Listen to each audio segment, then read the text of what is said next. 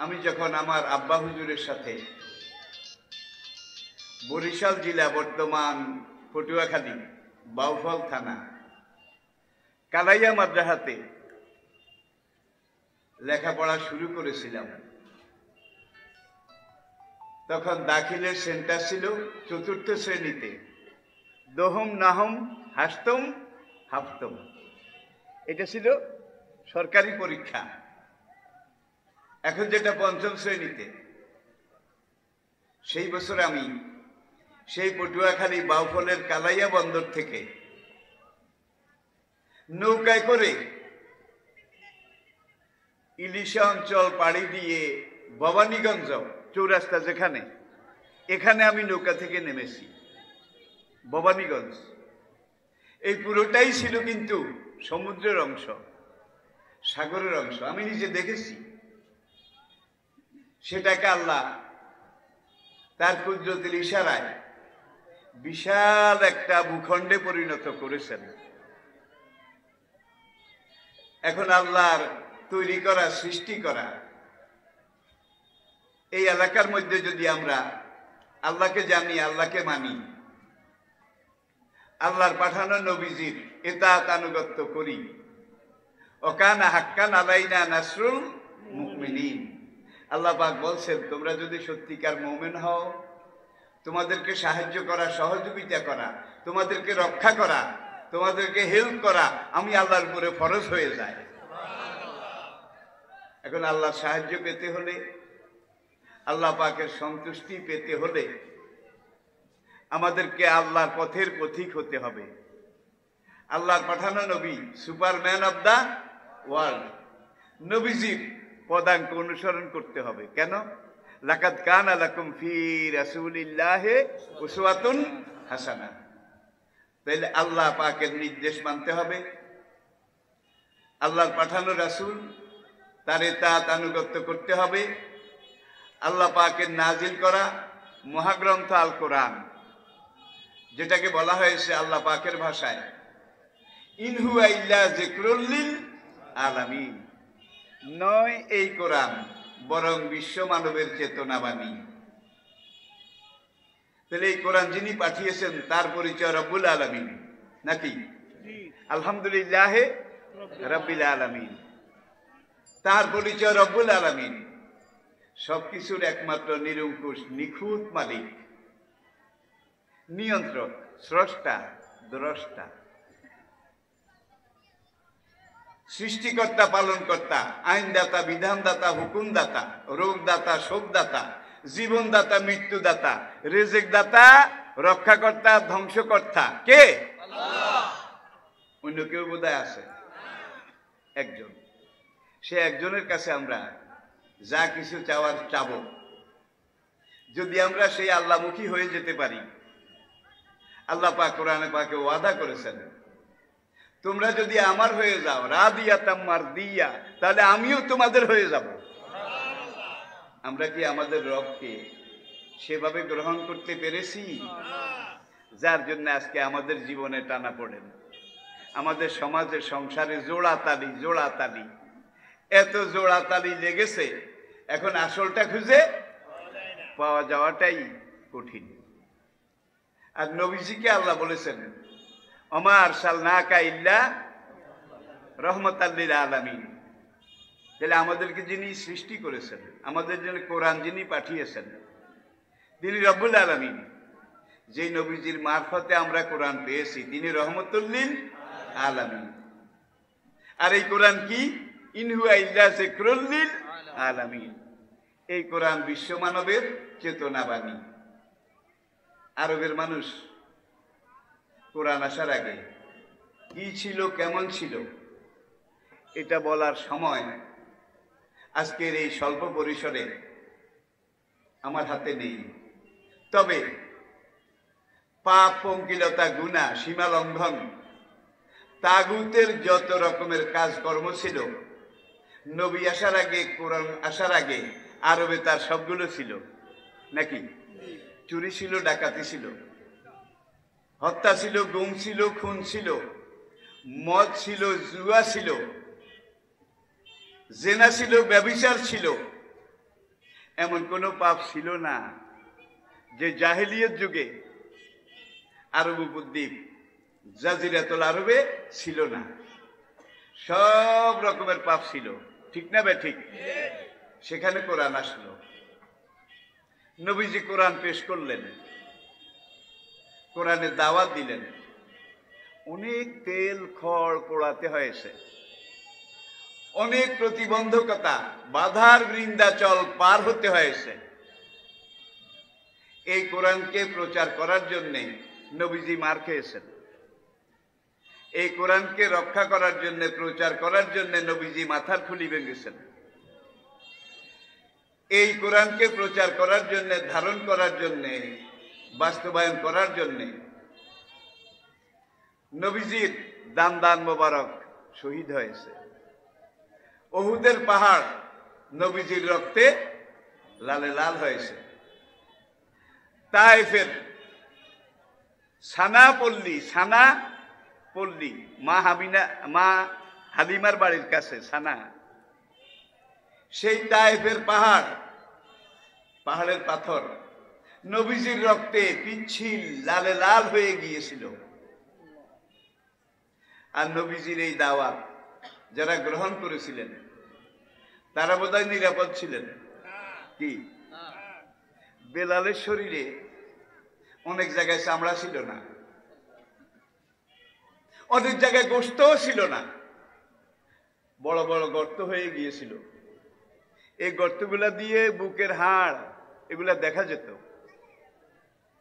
আম্মার ইবনে ইয়াসির রাদিয়াল্লাহু তাআলা আনহু, তার শরীরের অনেক জায়গায় চামড়া ছিল না, অনেক জায়গায় গোশতও ছিল না। সোহাইব রুমি রাদিয়াল্লাহু তাআলা আনহু, এমন অনেক সাহাবায়ে কেরাম মক্কার 13 বছরের নির্যাতনে তারা জর্জরিত হয়েছেন, নাকি হন নাই? তাহলে বোঝা গেল দুনিয়ার ইতিহাসে ইবলিস যেদিন জান্নাত থেকে চ্যালেঞ্জ করে আসলো যে রব্বুল আলামিন তোমার একটা হুকুম অমান্য করেছি, কয়টা নাকি বেশি টেশি? উসজুদু লি আদামা, ফেরেশতাদেরকে আল্লাহ নির্দেশ দিলেন। এই ইবলিস ছিল ফেরেশতাদের ইমাম, এটা আপনারা জানেন। ফাসা জাদু, সব ফেরেশতা সেজদায় পড়ে গেল ইল্লা ইবলিস, কিন্তু ইবলিস সেজদা করল না। আল্লাহ পাক তাকে জিজ্ঞেস করলেন, মা মানাকা, কোন জিনিস তোমাকে বিরত রাখলো? আমি আল্লাহর নির্দেশ সব ফেরেশতারা পালন করলো, তুমি কেন করলে না?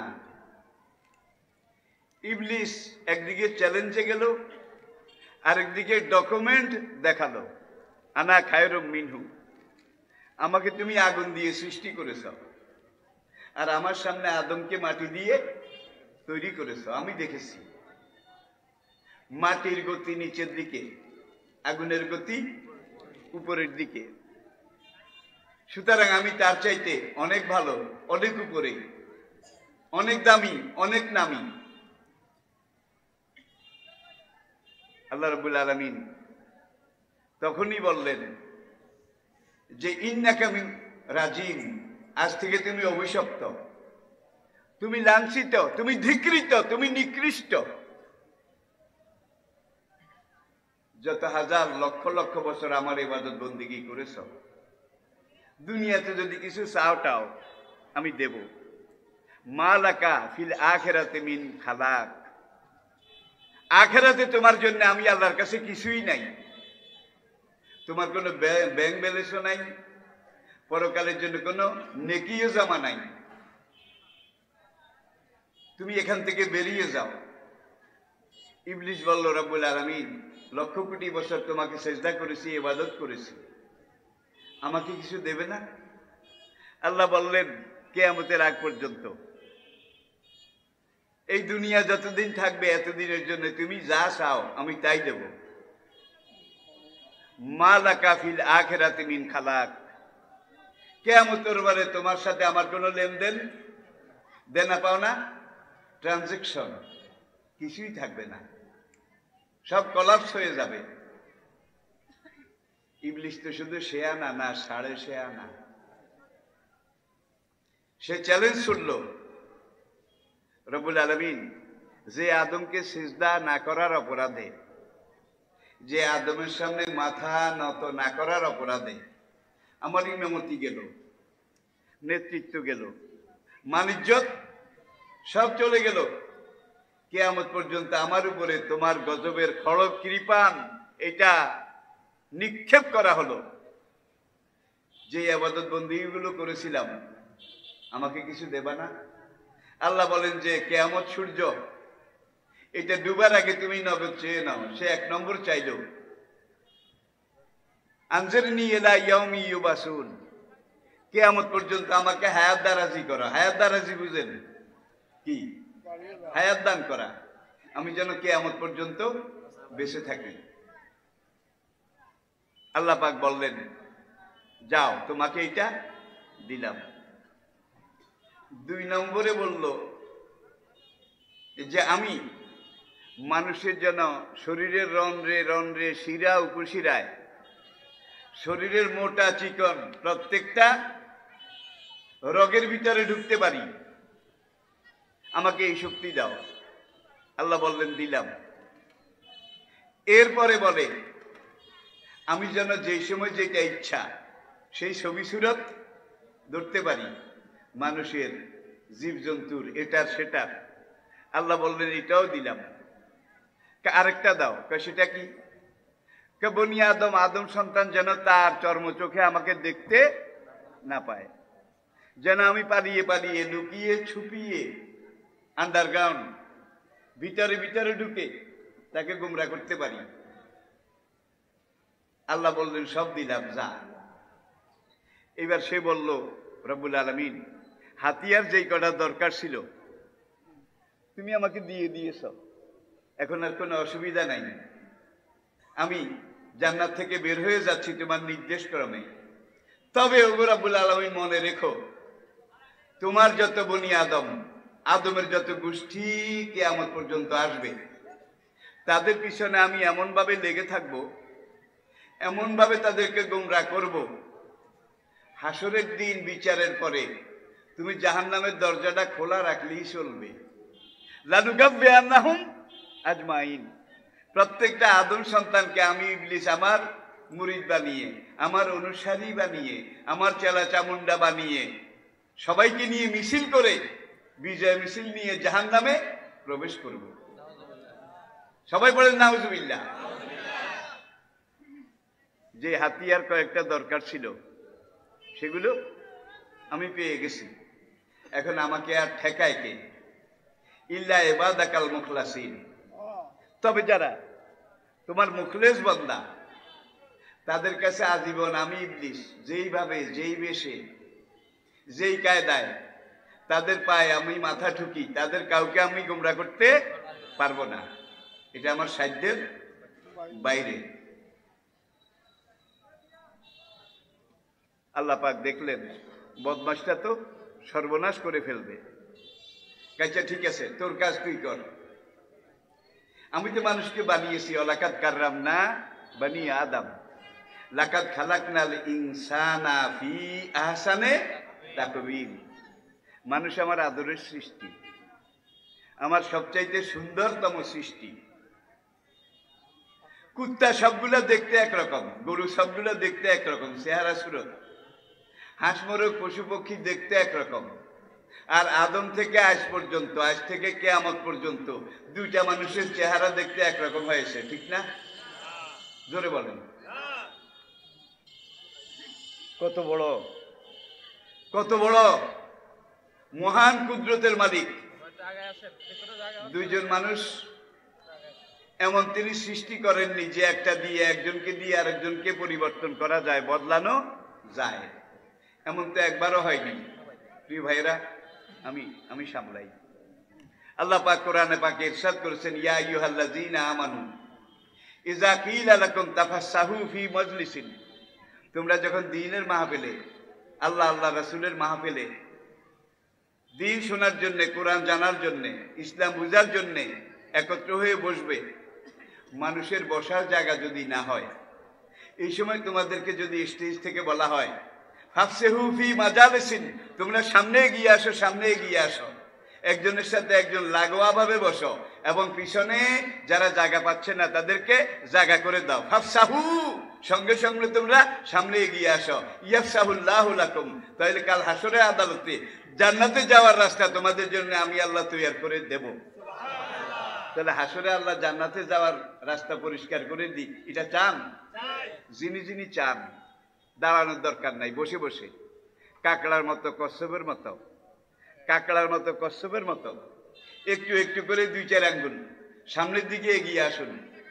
অনেক ভাই বসতে পারছে না, কষ্ট পাচ্ছে, যিনি একটুও নড়বেন না তিনি কিন্তু এই বরকতটা পাবেন না।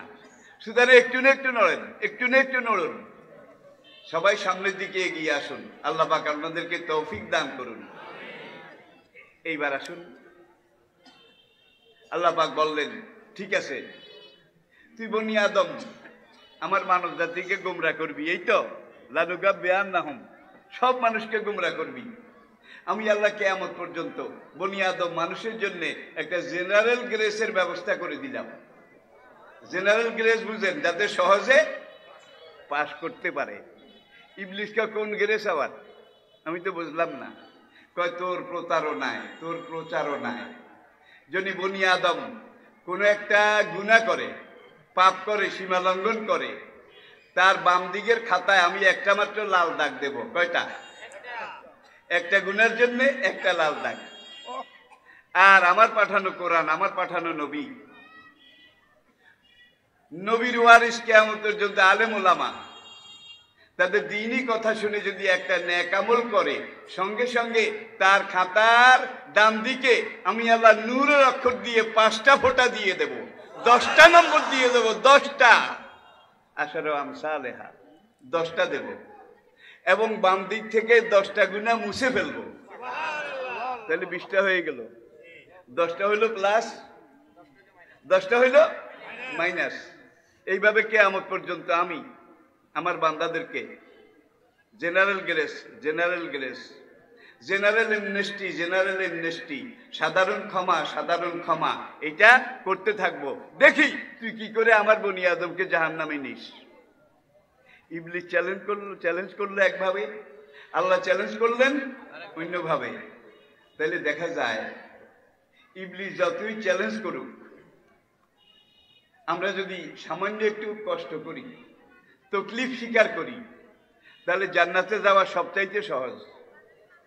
কি জেনারেল গ্রেস এটা বন্ধ হয়ে গেছে নাকি আছে? আছে, আছে, আছে। দেখেন আল্লাহ রাব্বুল আলামিন কিভাবে মানুষদেরকে এইভাবে সৃষ্টি করেছেন, আর মানুষের বৈশিষ্ট্য ফিয়াইয়ে সূরাতি মা শাআ রাক্কাবাক। এই আয়াতের তাফসিরে আল্লামা ইবনে হাজার আসকালানী রাহমাতুল্লাহ আলাইহি, আল্লামা জারুল্লাহ জামাখশরী রাহমাহুল্লাহ আলাইহি, সেই তাবিন, তাবে তাবিনের পরবর্তী যত তাফসিরকারক সবাই লিখেছেন একই তাফসির।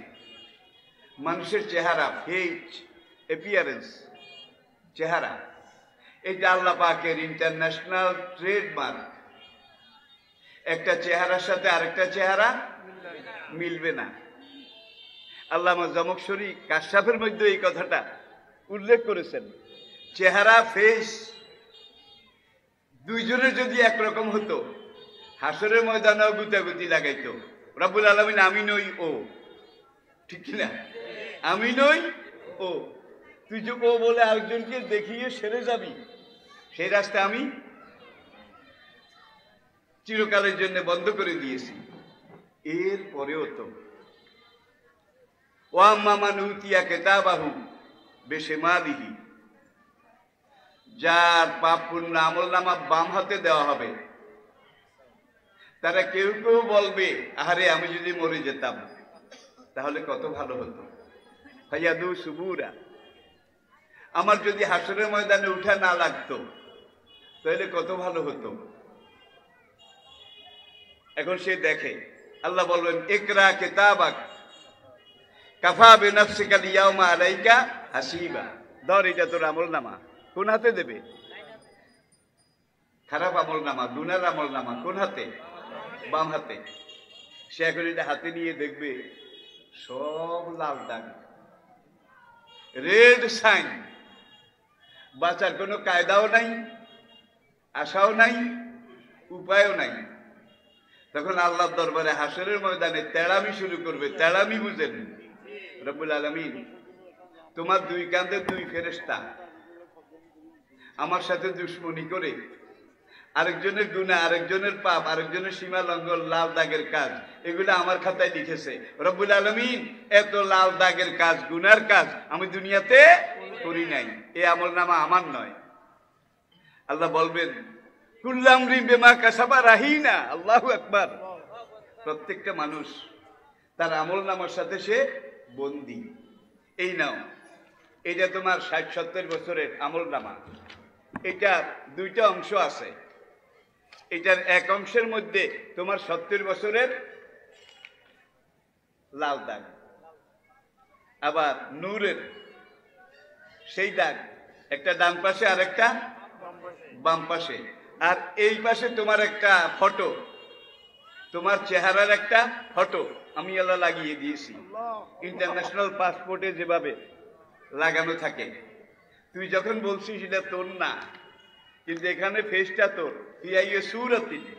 সুরতটা তোর। যা পরে টাইম দিন, কিছু সময়ের জন্যে তোকে হাসরের মাঠে আমি সময় দিলাম। তোর এই ফেস, তোর এই অ্যাপিয়ারেন্স, তোর এই চেহারা, এটার সাথে মিলে এমন আরেকজন বান্দা, আরেকজন মানুষ তুই যদি খুঁজে বের করে আনতে পারিস, আমি আল্লাহ ওয়াদা করলাম তোকে বেকসুর খালাস দেব। খুঁজতে নামবে, পাওয়া যাবে বোধ হয়? পাওয়া যাবে? পাওয়া গেলে কিন্তু আল্লাহ আমি না, এই পাইছি আমার চেহারার সাথে মিলে।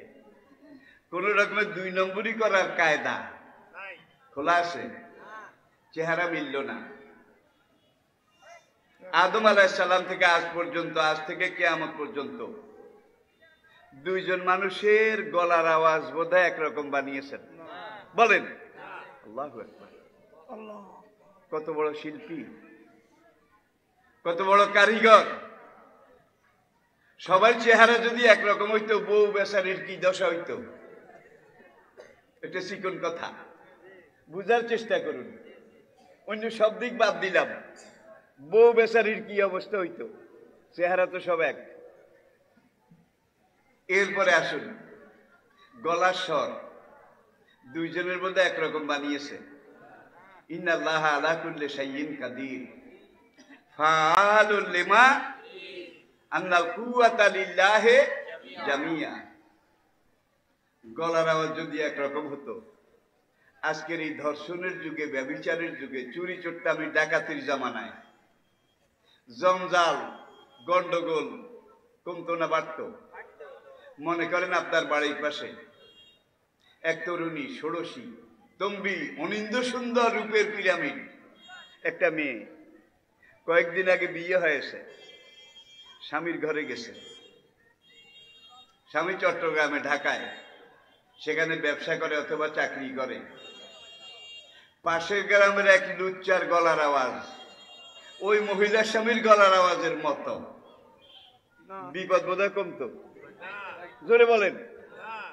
ওই লুচ্চা বদ নিয়তে রাত 12টা 2 মিনিটের সময় এসে ওই মহিলার কলিং বেল টিপল। দুয়ারের কড়া নাড়া দিল। মহিলার ঘুম ভেঙে গেল। ঘুম ঘুম চোখে মহিলা বলে, কে গা তুমি? দুয়ার নাড়ছ, কলিং বেল টিপছ। ওই লুচ্চা যতই মুখ বাঁকা করে কায়দা করে বলুক, আমি তোমার স্বামী, দুয়ারটা খুলে দাও, এইভাবে বললে বোধহয় স্বামীর আওয়াজটা দিতে পারবে, ঠিক না? জোরে বলেন। কোনো কায়দা নেই, কোনো উপায় নেই। এই লুচ্চার গলার আওয়াজ যদি মহিলার স্বামীর আওয়াজের মতো হতো, প্রথমবারই দরজাটা খুলে দিত, সিগন্যাল ডাউন করে দিত, বিনা বাধায় ট্রেন প্ল্যাটফর্মে গিয়ে পৌঁছত।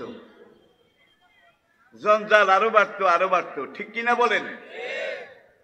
ফিয়া ইয়ে সুরতি মা শাআ রাক্কাবাক। রাক্কাবা ইউরাক্কাবু তারকিবান মুরাক্কাবুন। দেখেন এটা আপনার হাত, এটাকে আল্লাহ কিভাবে তরতিব দিয়েছেন, জোড়া দিয়েছেন। 5টা আঙ্গুলের মাঝখানে মাঝে মাঝে কবজা, কবজা আছে নাকি নাই? কবজা যেখানে আছে সেখানে কিন্তু বেয়ারিং আছে, বেয়ারিং ছাড়া চলে না। সেখানে স্ক্রু ড্রাইভার এটা লাগে, স্ক্রু আছে, বেয়ারিং আছে। আবার এই বেয়ারিং এর এখানে সাদা সাদা একরকম গাম আছে, সলিউশন আছে। তা না হলে এইটা গাড়ির নজেল বলেন, ক্র্যাঙ্কশিট বলেন, ইঞ্জিনের হেড বলেন, একটার সাথে একটা জয়েন করে, যেগুলো ঘোরে ঘোরে এইভাবে মুভমেন্ট করে, এগুলোর মাঝখানে কিন্তু ক্র্যাঙ্কশিটও আছে, বেয়ারিংও।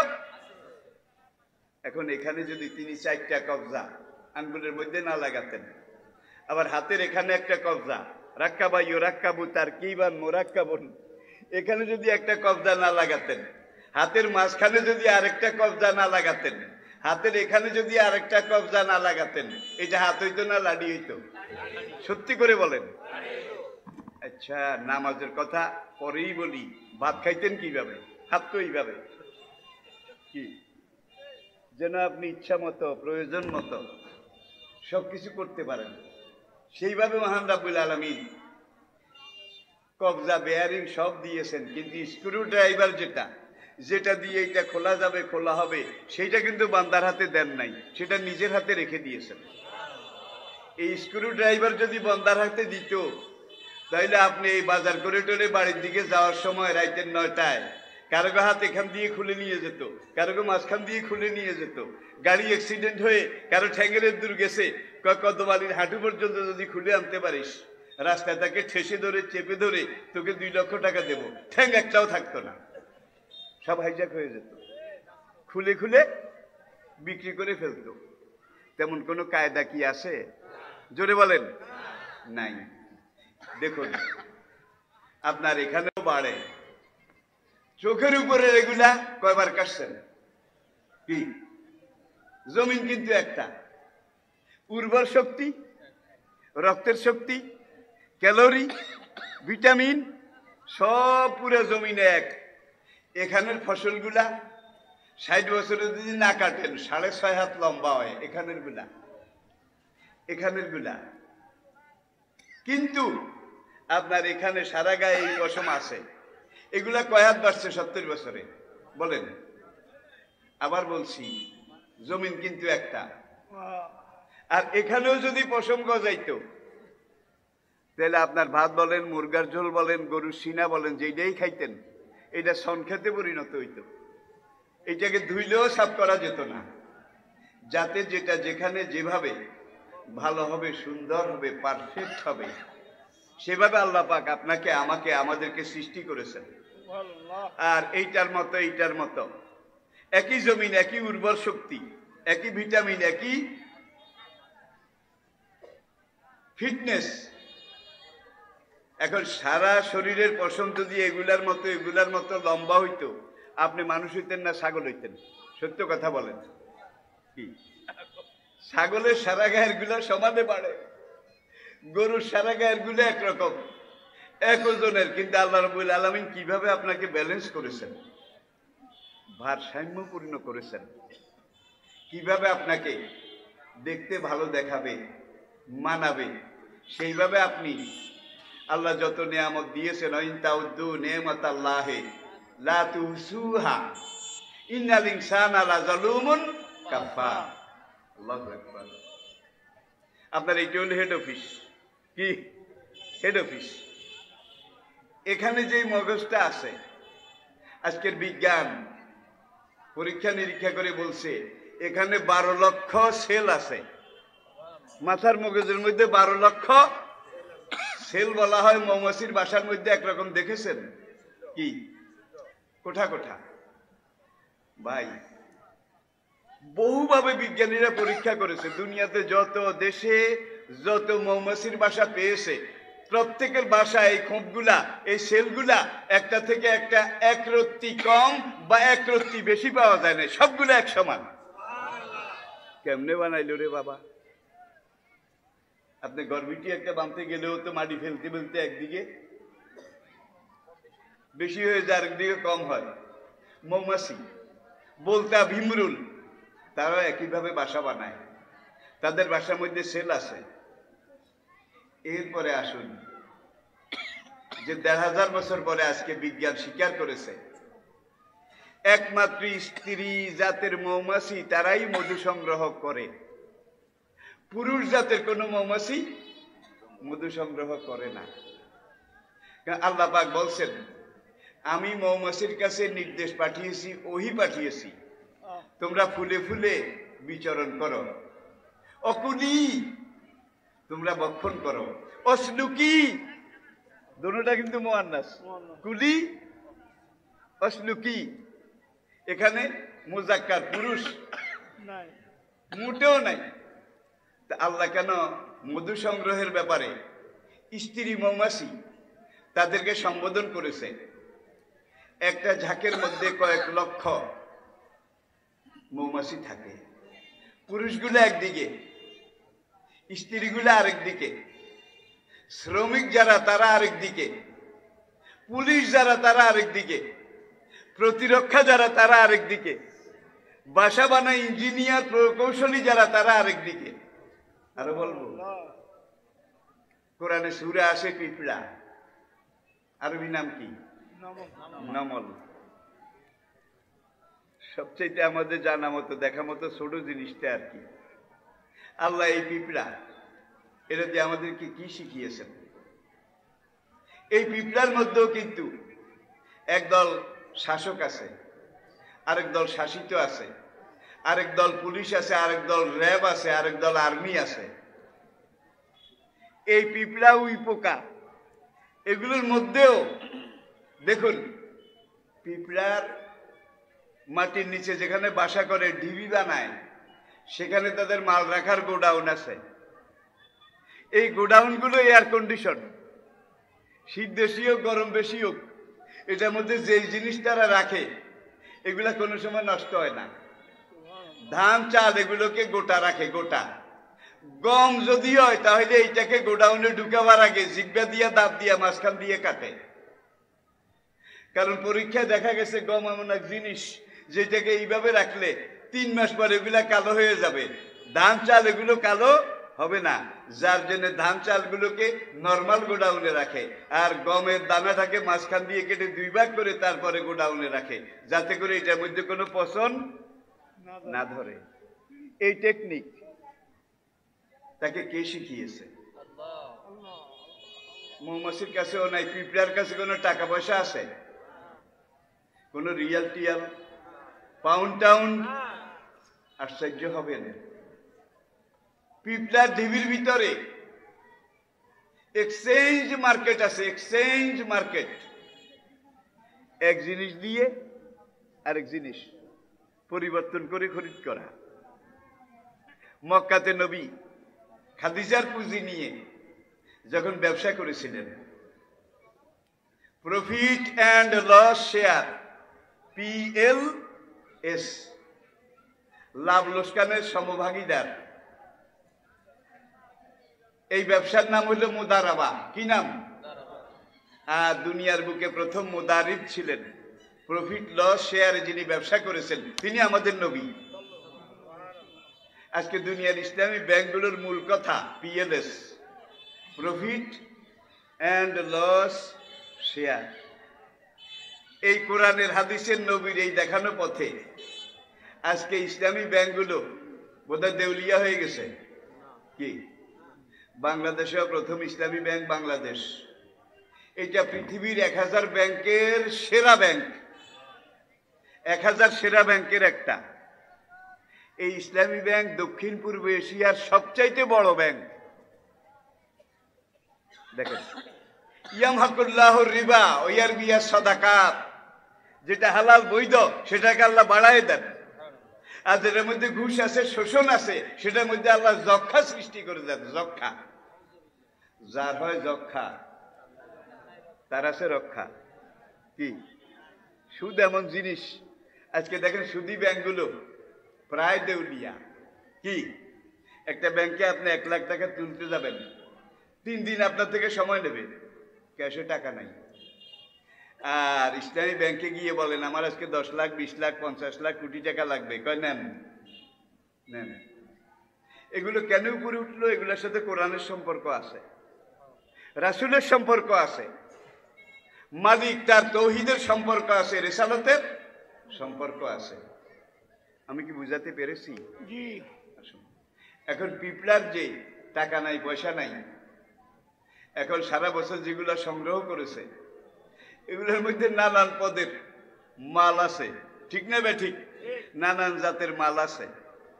এখন একটা মাল নাই, পাশে আবার আরেকটা পিপলার ডিবি, তাদের ওখানে কিন্তু এই মালটা আছে। এখন সেখান থেকে কিনে যে এটা চাহিদা পূরণ করবে, পয়সা নাই, ফুলুস মাফি। সৌদি আরবে কি বলে? ফুলুস মাফি, বেলাস বেলাস, কিছু নাই। তারা এখন এই 2 ঢিবির 2 গ্রামের পিঁপড়ারা কয়েকজন নেতা গিয়ে একত্রে বসে, বসার পরে তারা এক্সচেঞ্জ, তাবদিলুল মাল বিল মাল বিতারাদি, তাবদিলুল মাল বিল মাল বিতারাদি, এটা হলো ব্যবসা। হেদায়া কিতাবের ইবারত, এক জিনিস দিয়ে আরেক জিনিস বদলের মাধ্যমে খরিদ করা। এখন এক পিঁপড়ার ডিবির মধ্যে চাউল বেশি আছে, গম কম, পোকামাকড় আরো কম। ওই পিঁপড়ার ডিবির মধ্যে পোকামাকড় আছে এতগুলা, গম টম নাই।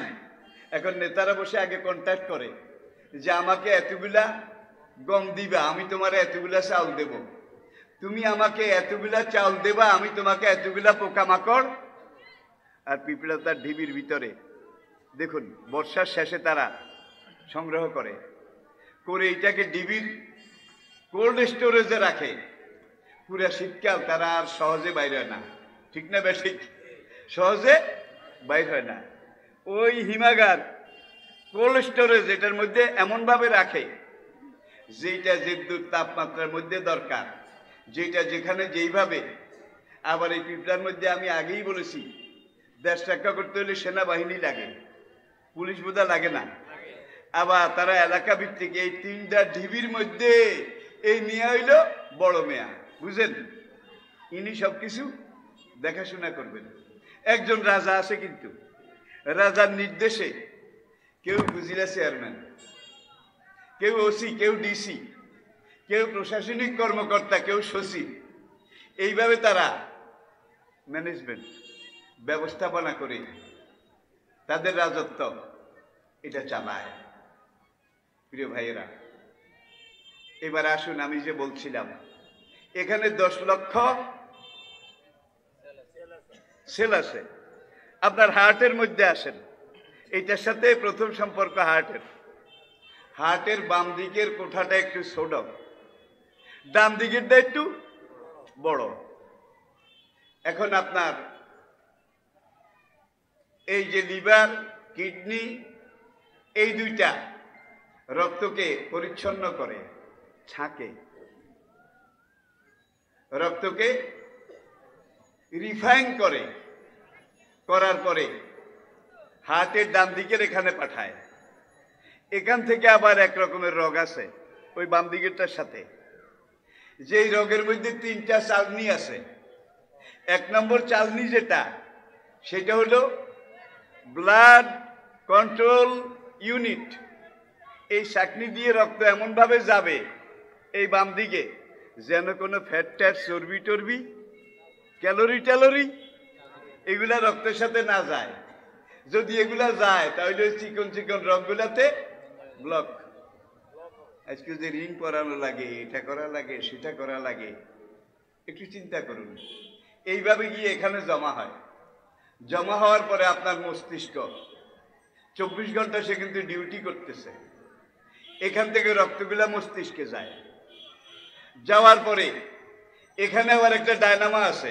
এখানে ডায়নামা এই 2 দিকের মাঝখানে মূল হার্ট, যেটা হার্ট, হাত দিয়ে দেখেন ডায়নামাটা 24 ঘন্টা চলে, ঝক ঝক ঝক ঝক, নাকি চলে না? এই ডায়নামাটা যখন চলে তখন আপনার এখান থেকে এখানে, এখান থেকে এখানে রক্তগুলো গিয়ে ওই মাথার ওই কোষ সেল 10 লক্ষ সেলের ভিতরে জমা হয়। সেখানে জমা হওয়ার আগে একটু এগুলা রেকটিফাইড হয়, পরিশুদ্ধ হয়। তারপরে ডায়নামো যখন চালু থাকে তখন এগুলো আপনার পিঠের মেরুদণ্ড, মেরুদণ্ডের ভিতরে 4টা রগ আছে। কয়টা? 4টা পাইপ লাইন আছে। রগগুলা সাদা সাদা, একটু মোটা। গরু ছাগল জবাই করলেও বোধহয় দেখেন না, মুরগি জবাই করলেও দেখা যায় না নাকি? দেখেন এগুলার কাজ কি, ডিউটি কি। এখন এখান থেকে এই রক্তগুলো যখন ডায়নামা কাজ করতে থাকে, এই কাজে এখানে যায়, রেকটিফাইড হয়, পরিশোধন হয়। সেখান থেকে আবার এই 4টা রগ দিয়ে নিচের দিকে রক্তগুলো এই পাইপ লাইনে যায়। এই পাইপ লাইনের সাথে আরো 10 লক্ষ চিকন চিকন পাইপ আছে, 10 লাখ, ডান দিকে বাম দিকে, প্রত্যেকটা পশমের গোড়ায় গোড়ায় এগুলো টাচিং আছে, সংযোগ আছে। এইভাবে যেতে যেতে যেতে যেতে দেখা যায় এই যে এখান থেকে 4টা মেইন রগ, এই রগ 4টা আপনার কোটি দেশ, কোটি দেশ। এখানে গিয়ে আবার 2 ভাগ হয়েছে, ডাইন ভাগে 2টা, বাম ভাগে 2টা। এখান দিয়ে গিয়ে আপনার উদ্দেশ্যের এই পেছন দিয়ে, হাঁটুর পেছন দিয়ে আস্তে আস্তে আস্তে আস্তে, মাফ করবেন, এই যে এখানে টিপে দেখেন, এখানে এখান দিয়ে এসে এখান থেকে আবার চিকন চিকন পাইপে লাইনে ভাগ হয়েছে।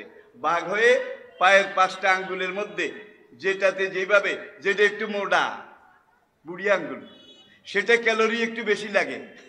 আবার যেটা করে কনিষ্ঠ আঙ্গুলের মধ্যে একটু বেশি লাগে নাকি কম লাগে। যার খাদ্য জেদ্দুর, জেদ্দুর রক্ত যে আঙ্গুলের মধ্যে হলে এটা ঠিক মতো কাজ করবে, ডিউটি করবে, সেই পরিমাণ ক্যালোরি রক্ত, ফিটনেস এই রক্ত তার মধ্যে প্রয়োগ করে।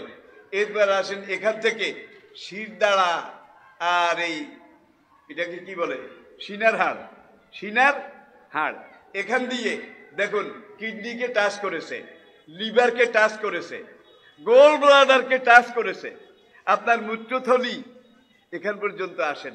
রক্তগুলা পুরা শরীরে এক দৌড় দিয়ে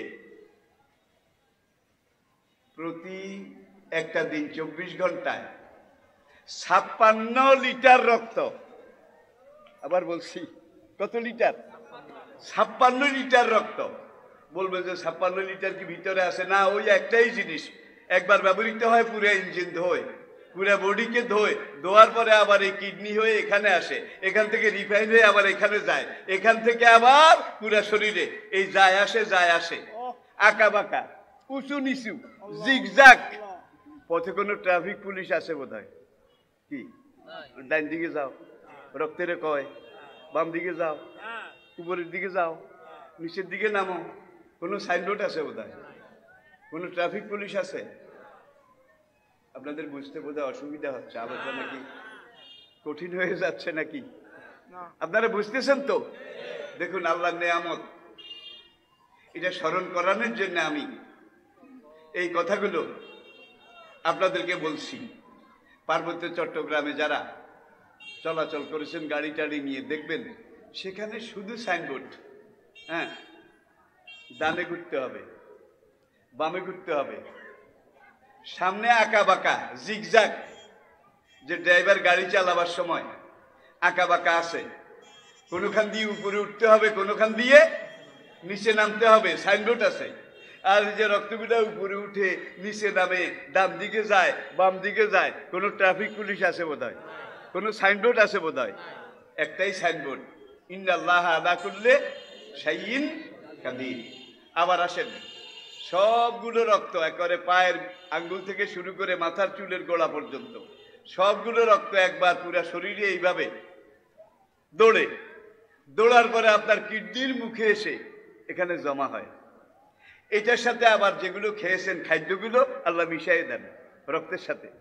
মিশাবার পরে এইবার কিডনির মুখে একটা চালনি আসে, চালনি বুঝেন তো? এই চালনিটার নাম হলো সুগার কন্ট্রোল ইউনিট।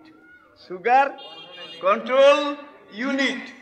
আপনার রক্তের সাথে যদি কোনো সুগার থেকে থাকে, শর্করা থেকে থাকে, চিনি জাতীয় জিনিস থেকে থাকে, তাহলে এই প্রথম চালনিটা শুধু চিনিগুলাকে সুগার অ্যারেস্ট করে। এটাকে ছেড়ে দেয়, নিচের দিকে যায়। চিনি টিনি থাকলে এটাকে ধরে রাখে।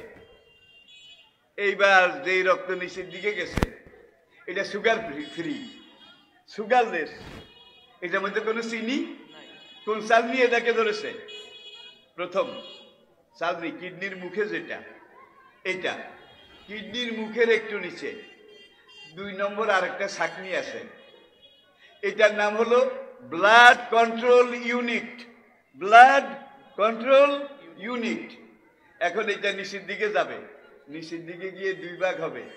এক ভাগ শরীরে যেই পানিটা ঘুরেছে, হ্যাঁ, রক্তটাকে পরিশোধন করেছে, এই পানিগুলো কিডনি থেকে নিচের দিকে গিয়ে পানিগুলো গোল ব্লাডার মূত্রথলি তলপেটে পেশাব যেখানে জমা হয় এখানে যাবে। এখানে গিয়ে পেশাবের লাইন দিয়ে বের হবে। আবার খাদ্য যেগুলো আপনি খেয়েছেন, এই লিভার এটাকে কন্ট্রোল করে।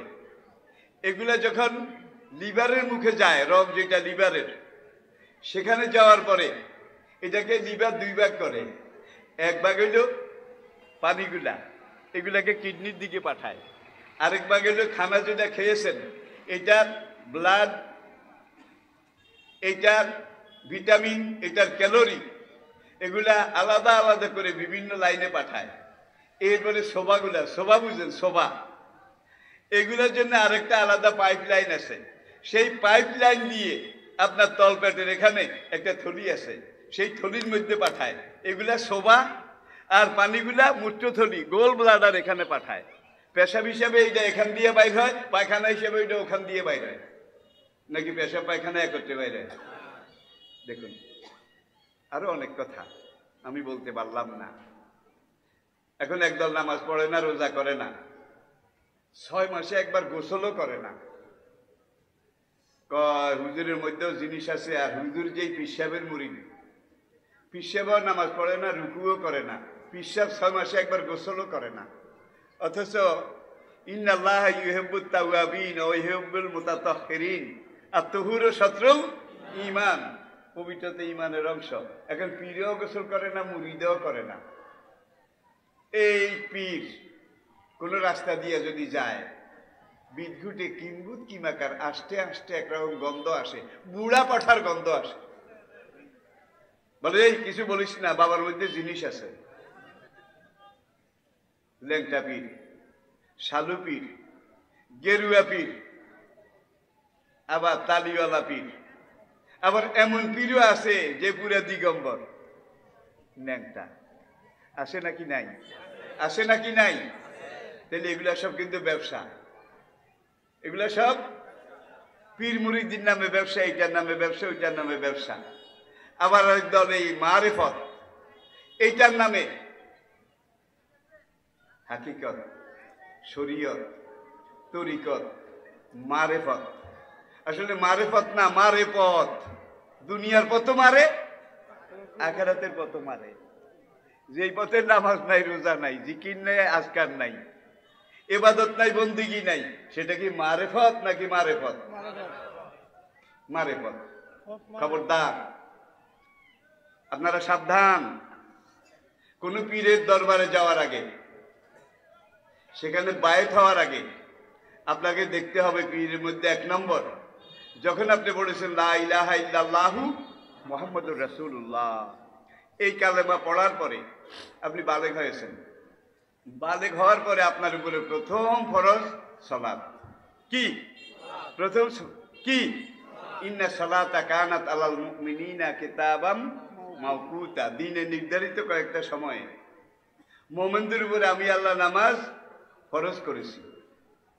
ইন্না সালাতা তানহা আনিল ফাহশাই ওয়াল মুনকার, হাফিজু আলা সালাওয়াত ওয়াস সালাতিল উসতা ওয়া কুমু লিল্লাহি কানিতিন, কাদ আফলাহাল মুমিনুন আল্লাযিনা হুম ফি সালাতিহিম খাশিউন। বেঁচে গেছে তারা যারা তাদের সালাতকে আদায় করার মতো আদায় করেছে। আদায় করার মতো আদায় বুঝেন তো? আল্লাহ রাসূল মিম্বারে বসে সাহাবাদেরকে ওয়াজ করতেছেন। আতাহু আরবি, একজন যাযাবর বেদুইন, এই 2 দিন আগে মুসলমান হয়েছে। সে এসে দেখে যে জামাত শেষ হয়ে গেছে, এখন সে মসজিদের এক কিনারে গিয়ে একা একা নামাজ পড়ে আর কি, তারপরে নবীর মজলিসে আসবে। এখন সে নামাজে পড়ে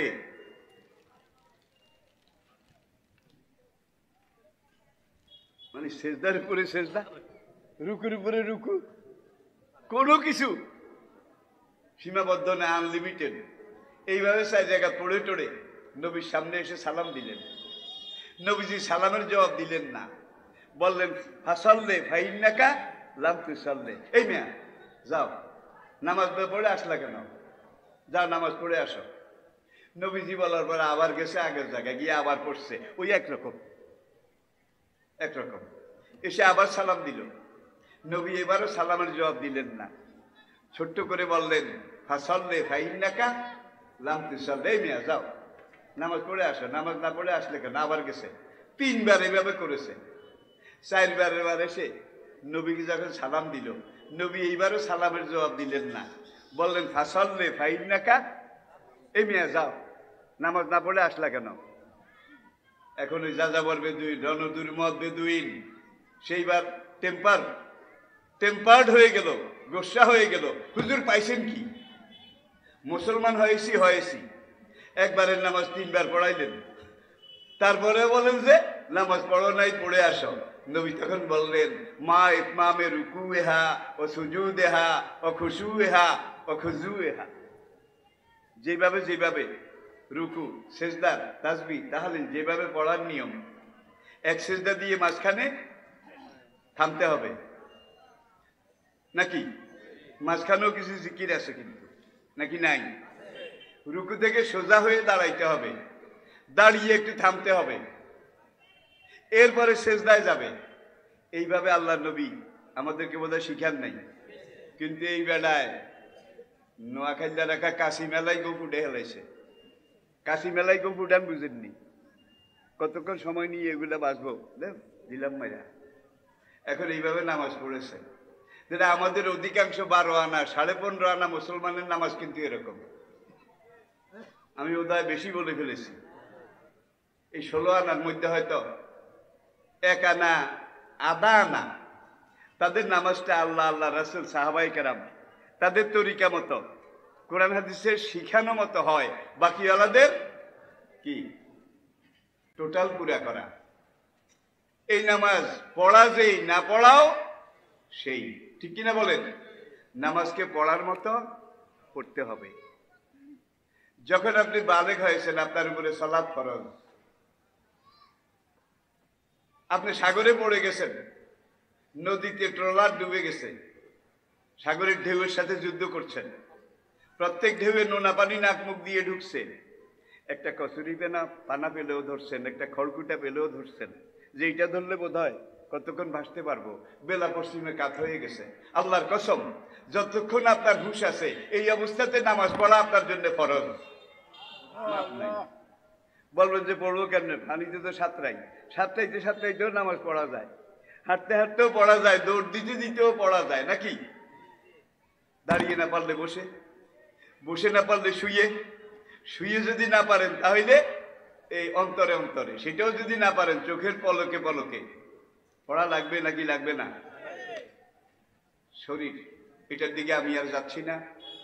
দ্বিতীয় পর্যায়ে আমি যেই কথা বলি আমার আলোচনা শেষ করব, সেটা হচ্ছে মুসলমান হিসেবে আমাদের দায়িত্ব এবং কর্তব্য।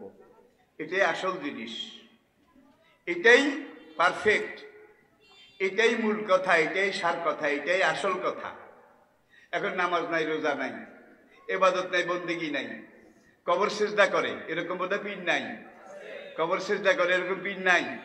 যারা চিটাং এই বিভিন্ন দরগায় গেছেন, সিলেটে গেছেন, দেখবেন যে এক দলের কাম হইলেও সেখানে যাইয়া সিজদা করে নাকি নাই। আল্লাহ ছাড়া কাউকে সিজদা করলে সঙ্গে সঙ্গে কাফের মুশরিক হয়ে যাবে, জাহান্নামী হয়ে যাবে।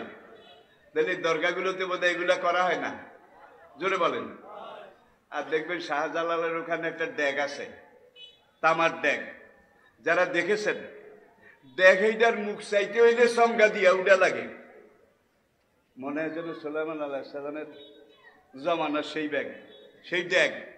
ভাই সকালে ড্যাগে টাকা পড়া শুরু করে, মাগরিবের সময় একের উপরে জালি নেট পর্যন্ত একদিনে ঢাকার গুলিস্তানের পিছনে এখানে একটা মাজার আছে গোলাপ শাহ, গেছেন তো কেউ কেউ, দেখছেন তো সেখানে টাকার কি অবস্থা। এরপর আবার দেখেন সেখানে গিয়ে মাজারে সেজদা বোধহয় করে না, জোরে করে নাকি করে না। আল্লাহর কসম, আপনি একাধারে 70 বছর রোজা রেখেছেন, সালাত আদায় করেছেন, ইস্তেগফার আদায় করেছেন, যখন কোনো দরগায় কোনো পীরের সামনে গিয়ে এইভাবে একটা সেজদা দেবেন, আল্লাহর কসম আপনার সব শেষ হয়ে যাবে। এইভাবে কি আমরা শেষ করব? এরপর আবার মারেফত, আমি বলছি মারেফত এইভাবে বাজায়, আমার দেহ তরি সন্ধান করি বানাইয়াছেন, কয় না কা, আমার দেহ তরি সন্ধান করি বানাইয়াছে, কোন মিস্ত্রি বানাইছে টের পাও নাই। লাইন শাকারতুম লাযিদান্নাকুম ওয়া লাইন কাফারতুম ইন্না আযাবি লাশাদীদ। আপনার এই চোখ, আপনার হার্ট, বাল্ব, লিভার, কিডনি, পিত্ত, ব্লাডার, এক একটা অঙ্গ প্রত্যঙ্গ এত দামি, দুনিয়াকে 7 বার বিক্রি করলেও আপনার লিভারটার দাম হবে না, হার্টটার দাম বোধহয় হবে, কিডনিটার দাম বোধহয় হবে, মাথার মগজের দাম বোধহয় হবে, একটা চোখের দাম বোধহয় হবে দুনিয়াকে 7 বার বিক্রি করলে। এত মহামূল্যবান মেশিনারি পার্ট, এগুলো দিয়ে আল্লাহ পাক এত সুন্দর করে আপনাকে তৈরি করেছেন। দৈনিক 5 বার তুমি আমার কাছে এই নির্ধারিত সময়ে কিতাবাম মাওকুতা আমাকে সেজদা করো। আমার তসবিহ এটা বড়, সুবহান রাব্বিয়াল আযীম, সুবহান রাব্বিয়াল আলা। রাজি আছেন? রাজি আছেন? অতীতে যা ভুলভ্রান্তি হয়েছে, হতেই পারে মানুষ হিসাবে। আবার ইবলিস, সেটা আগুনের তৈরি, শুরুতে বলেছি ইবলিস কিন্তু সবার কাছে ডাইরেক্ট আসতে পারে না, একটু আশরাফুল মাখলুকাত, তাদেরকে আল্লাহ আল্লাহ রাসূল কিছু টেকনিক শিখিয়েছেন। ইবলিস যখন কাছে আসে সুবহানাল্লাহ বললে কি করে? সুবহানাল্লাহ, আলহামদুলিল্লাহ, লা ইলাহা ইল্লাল্লাহ, এগুলো আমার জন্য ক্ষেপণাস্ত্র। যখন মুমিন সুবহানাল্লাহ আলহামদুলিল্লাহ পড়া শুরু করে, আল্লাহু আকবার বলা শুরু করে, ইবলিসের কলবে গিয়ে এমন ভাবে আঘাত লাগে, সে এক দৌড়ে পুরা মাশরিকের হেইমাতাত যায়। এখন ইবলিসের বেকায়দা, কয় ডাইরেক্ট তো সবার কাছে যাইতে পারি না, কিছু মৌলবী টাইপের, মুসল্লি টাইপের, পাক্কা নামাজি টাইপের, ওদেরকে যখন আমি বাঁশ দিতে যাই, বাঁশ দেওয়া বুঝেন, বাঁশ, কুপুরির বাঁশ, বাঁশ দিতে গেলেই সুবহানাল্লাহর মিসাইল মারে, আলহামদুলিল্লাহর ক্ষেপণাস্ত্র মারে। বহু চেষ্টা করেছি, যাইতে পারি না। এরকম মুসলমান আছে না নাই? ইবলিস এই কায়দার মুসলমানদেরকে ধরার জন্যে আবার কিছু পালা গুগু ব্যবহার করে। গুগু শিকারি দেখছেন তো, ছোটকালে বাসা থেকে একটা গুগুর বাচ্চা নিয়ে আসে, গুগু পাখি, এটাকে দানা পানি খাওয়ায়, একটু বড় করে, মাইক ডাক শিখায়। শিখানোর পরে যখন শিকারি বুঝিয়ে এইবার আমার ঘুঘুটা ম্যাচিউর্ড হয়েছে, বালেগ হয়েছে, এটা দিয়ে এখন কাম করা যাবে, সে বাঁশের খাঁচা একটা বানায়। দেখেছেন কিনা মুরব্বীরা বলেন? আজকাল ঘুঘুও নাই, সেই খাঁচাও নাই, আছে যেতে যেতে সব কিন্তু চলে গেছে, কিচ্ছু নাই। এখন যেগুলো আমরা খাই, ব্যবহার করি, এগুলো সব এটো এটো উচ্ছিষ্ট, আসল নেয়ামতের স্বাদও নাই, ঘ্রাণও নাই, মজা বোধহয় আছে। জিবরাইল কয়েক দফা এসে সব নিয়ে আল্লাহ পাকের আসে মোয়াল্লায় জমা দিয়ে ফেলেছে। এখন যেগুলো আমরা খাই, চর্বিত চর্বণ, চর্বিত চর্বণ, এটো এটো এটো, আইন্ডা বুঝেন? আইন্ডা কি? উচ্ছিষ্ট, উচ্ছিষ্ট। এখন আমরা যেগুলা খাই, যেগুলা ব্যবহার করি, আর খানাগুলো এখন এমন দুর্বল। আগের বুড়িয়ারা খাইতো শাক আর লতি, কচুর লতি, এক এক বুড়িয়ার কি শরীর আছিল। আর এখন ফিডার ফিডার ফিডার, বাচ্চা হইলেই ফিডার খাওয়া, বোতল খাওয়াও। আর এই ফিডার আর বোতল এগুলো কিন্তু ইহুদিরা বানাইছে। শাইলক, শেক্সপিয়ার নাটকের সেই শাইলক, সেও ইহুদি। মার্চেন্ট অফ ভেনিসের সেও ইহুদি। দা উইভার অফ রসডেইল, রসডেইলের তাঁতি, সেই ব্যবসায়ীও ইহুদি, ঠিক কিনা? দুনিয়ার মধ্যে সবচেয়ে শেয়ানা নয়, সাড়ে শেয়ানা যে জাতিটা, সেটা হইল ইহুদি। পুরা দুনিয়াটা চালায়। বিশ্বাস করেন না বোধহয়? আমেরিকা বর্তমান বিশ্বের সবচেয়ে বড় সুপার পাওয়ার, আমেরিকারও ইহুদিরা চালায়। ব্রিটেন, কানাডা, আমাদের পাশের দেশ, এগুলার ইহুদিরা চালায়। মানুষ কিন্তু বেশি লাগে না। তাদের বুদ্ধি, হেকমত, তাদের ব্রেন এত শার্প, এত ধারালো, এত দামি, যাদেরকে তারা নিয়ন্ত্রণ করে তারাও বোঝে না যে আমাদেরকে ইহুদিরা নিয়ন্ত্রণ করে চালায়। এখন আপনাদের পাশের দেশ, ইহুদির মোসাদ তাদেরকে চালায়, তাদের আমাদেরকে চালায়, তাইলে আমাদেরকেও ইহুদিরা চালায়। ঠিক না বেঠিক? ঠিক না বেঠিক? পুরা দুনিয়ার যত ব্যবসা বাণিজ্য বড় বড় সব কিন্তু ইহুদিদের হাতে, নাকি? আচ্ছা, এই যে বোতলের মধ্যে পাওয়ার, টাইগার, এগুলো কে কে খান? এই যুবক ভাইয়েরা কও না কা? এরা পাওয়ার খায়, টাইগার খায়, এই নাম, সেই নাম, ওই নাম, সব কিন্তু ইহুদির প্রোডাকশন। এগুলোর মধ্যে শুকরের চর্বি আছে, যত উপর দিয়ে হালাল রাখে সবুজ সিল লাগায়, এটা হলো আরেকটা প্রতারণা। আর এগুলো যখন খাবেন, আপনার স্ট্রেংথ, এনার্জি, ফিটনেস, আপনার মেশিনগুলো আস্তে আস্তে ড্যাম হয়ে যাবে, দুর্বল হয়ে যাবে। তারা চায়, তারা নিজেরা খায় না, আপনাদেরকে খাওয়ায়। আপনারা যত দুর্বল হবেন, তাদের তত মাছ দিতে সুবিধা হবে। ঠিক না বেঠিক? এই করোনা ভাইরাসের আগে আমি সাউথ কোরিয়া এবং জাপানে ছিলাম, দক্ষিণ কোরিয়া এবং জাপান। জাপানের দক্ষিণাঞ্চল, জাপান সাগর এবং প্রশান্ত মহাসাগরের মোহনায় একটা শহর ওসাকা। এটা হলো জাপানের বাণিজ্যিক রাজধানী, আমাদের যেমন চট্টগ্রাম, সেখানে ওসাকা। সেখানে একটা সেমিনারে আমি বক্তব্য রাখলাম, ইসলাম আর মুসলমানের বৈশিষ্ট্য। তখন এক ভদ্রলোক আমাকে একটা প্রশ্ন করেছিল, অনারেবল মাওলানা, আপনি যে বক্তব্য রাখলেন আমরা খুব খুশি, সন্তুষ্ট। আপনার প্রত্যেকটা কথা যৌক্তিক, প্রত্যেকটা কথা আপনার হৃদয়ে স্থান দেওয়ার মতো। তবে আপনার কাছে একটা প্রশ্ন করতে চাই। অনেক ইসলামী বিশেষজ্ঞ, তাদেরকে আমি জিজ্ঞাসা করেছি এর আগে, কিন্তু আমি সঠিক উত্তর পাইনি, কারো উত্তরে আমি সন্তুষ্ট হতে পারিনি। আমার মনে হয় আপনার প্রশ্নটা জবাব দিতে পারবেন। দুনিয়াতে বর্তমানে ইহুদির সংখ্যা 1,42,00,000, কিছু কম বেশ আছে, 1,42,00,000।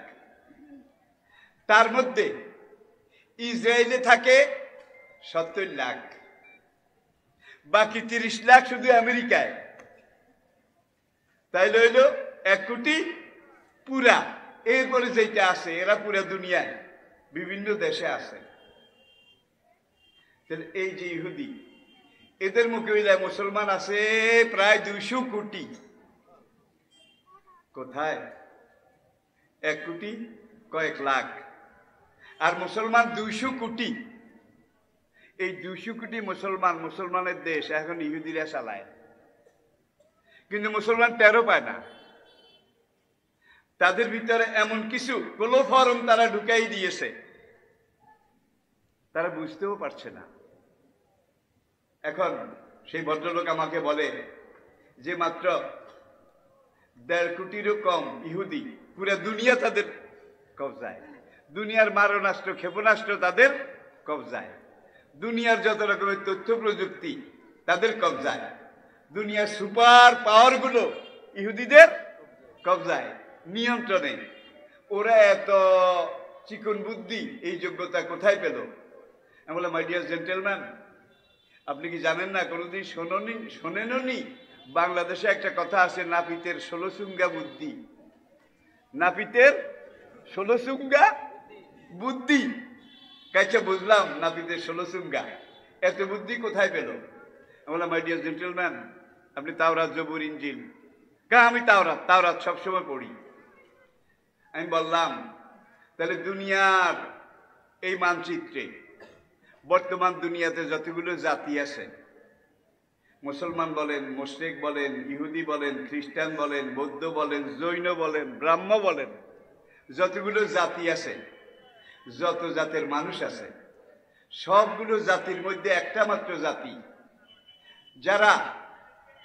যাদের পূর্বপুরুষ জীবনের কোন একটা সময়ে সিনাই উপদ্বীপে, ওলামায়ে কেরাম বুঝতেছেন,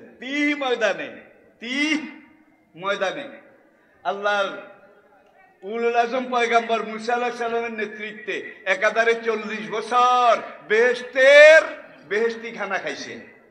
একটা মাত্র জাতি, আর কোনো জাতি না। ওয়াজাল্লাল্লাহু আলাইকুমুল গামামা ওয়া আনজালনা আলাইকুমুল মান্না, বেহেশতের মানা সালুয়া। কত বছর খাইছে? 40 বছর মানা সালুয়া। বেহেশতি খানার আলাদা একটা এফেক্ট, আসর, প্রতিক্রিয়া আসে না নাই? আসে না নাই?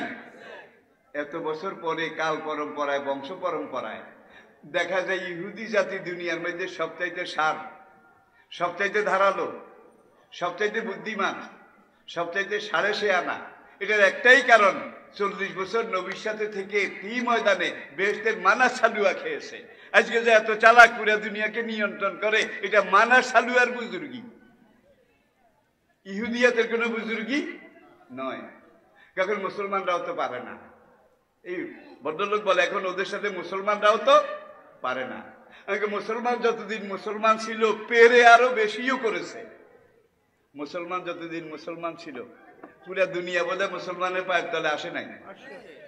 সেই রোমান সাম্রাজ্য, পারস্য সাম্রাজ্য, এই প্রাচীন গ্রিক বলেন, ব্যাবিলনীয় বলেন, আসিরীয় বলেন, সুমেরীয় বলেন, অতীতে যতগুলো সভ্যতা চলে গিয়েছে ইসলাম আসার পরে সব সভ্যতা ইসলামের পায়ের নিচে এসেছিল নাকি আসে নাই? জোরে বলেন। এসেছিল। আর মুসলমান তারা এত পারফেক্ট মুসলমান ছিলেন, বুখারী কিতাবুল মাগাজি ফর রেফারেন্স দেখে নেন। আজনাদাইনের যুদ্ধ, আজনাদাইনের গজওয়ায়ে আজনাদাইন, সেনাপতি হযরত সাদ ইবনে আবু ওয়াক্কাস রাদিয়াল্লাহু তাআলা আনহু। ইনি মা আমেনার চাচাতো ভাই, নবীজির মামা। নবীজির কি মামা? হযরত সাদ ইবনে আবু ওয়াক্কাস রাদিয়াল্লাহু তাআলা আনহু। তার সঙ্গে মুসলিম মুজাহিদ 30,000। হ্যাঁ, আপনারা মাইকটার দিকে একটু মনোযোগ দিন। সাল্লাল্লাহু। আমার প্রত্যেকটা কথার সূত্র আল কোরআন। এটা বোঝার জন্য মাঝে মাঝে হাদিস, মাঝে মাঝে উক্তি যুক্তি, এগুলাই বিল হিকমাতে ও মাউইজাতিল হাসানা। এটাই কোরআনের তাফসীর, এটাই কোরআনের ব্যাখ্যা। তবে আমার এলেম কালাম নাই।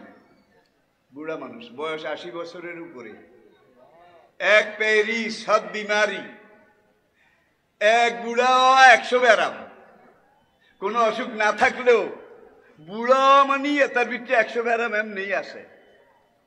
আমার এটা কিন্তু কাটা, বিশ্বাস করবেন, এটা কাটা, বাইপাস, চোখও দুন্ডা কাটা। যখন বাইপাস হয়ে গেল 2011-তে, তখন আমি আর আগে লুৎফর রহমান নাই। তখন আমি হলাম I am half a man, একজন মানুষের অর্ধেক। চোখ দুইটা যখন কাটা হইল, আলহামদুলিল্লাহ, খবর কাগজ পড়ি, আমার এখনো চশমা লাগে না। আমার ছেলে মেয়ে জামাই, তাদের কত পাওয়ারফুল চশমা লাগে।